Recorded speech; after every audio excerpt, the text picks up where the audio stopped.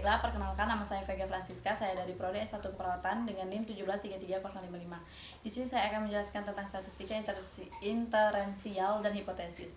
Nah, statistika inferensial merupakan sebuah metode yang berhubungan dengan analisis sebagian data atau contoh, dan juga sering disebut dengan sampel untuk kemudian sampai pada paramalan atau penarikan kesimpulan mengenai keseluruhan data induknya, yaitu populasi. Dalam statistika intervensial diadakan pendugaan parameter, membuat hipotesis, dan melakukan pengujian hipotesis tersebut sehingga sampai data kesimpulan yang berlaku umum.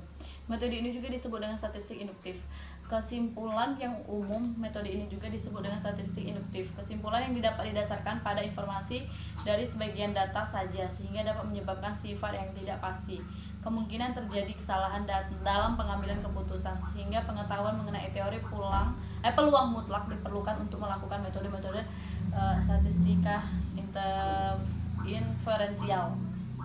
Statistika inferensial yaitu serangkaian teknik yang digunakan untuk mengkaji, menaksir, dan mengambil kesimpulan berdasarkan dengan data yang diperoleh dari sampel untuk menggambarkan karakteristik atau ciri dari suatu populasi.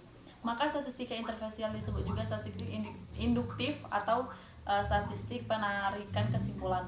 Dalam statistika intervensial, kesimpulan dapat diambil setelah melakukan pengelolaan serta penyajian dari data suatu sampel yang diambil dari suatu populasi sehingga dapat memberikan cerminan yang mendekati kebenarannya dan suatu populasi. Maka ada beberapa hal yang perlu diperhatikan dalam statistik intervensial. Yang pertama itu banyaknya subjektif penelitian. Jika populasinya ada 1000, maka sampel yang diambil itu jangan hanya 5 atau jangan sedikit, namun diusahakan lebih dari 10 atau 50.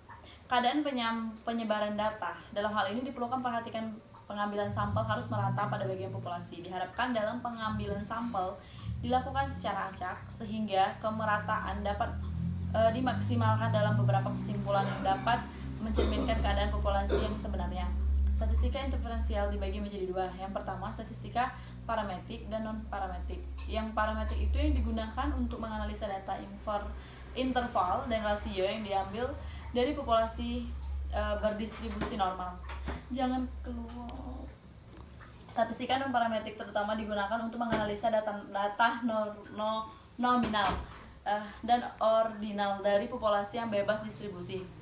Lalu hipotesis merupakan pernyataan atau dugaan mengenai keadaan populasi yang kebenarannya masih bersifat sementara. Hipotesis statistik bisa berbentuk suatu variabel seperti binominal, Bayesian, dan normal atau nilai dari suatu parameter seperti mean, varian, standar deviasi, dan proporsi.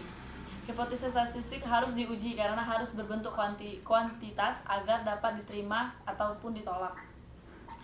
Lalu, biasanya dalam pengujian hipotesis ini dibagi menjadi dua hipotesis. Yang pertama itu HO dan HA, di mana HO itu menyatakan bahwa tidak ada perbedaan suatu kejadian antara dua kelompok atau bisa juga tidak ada hubungan variabel satu dan dengan yang lainnya.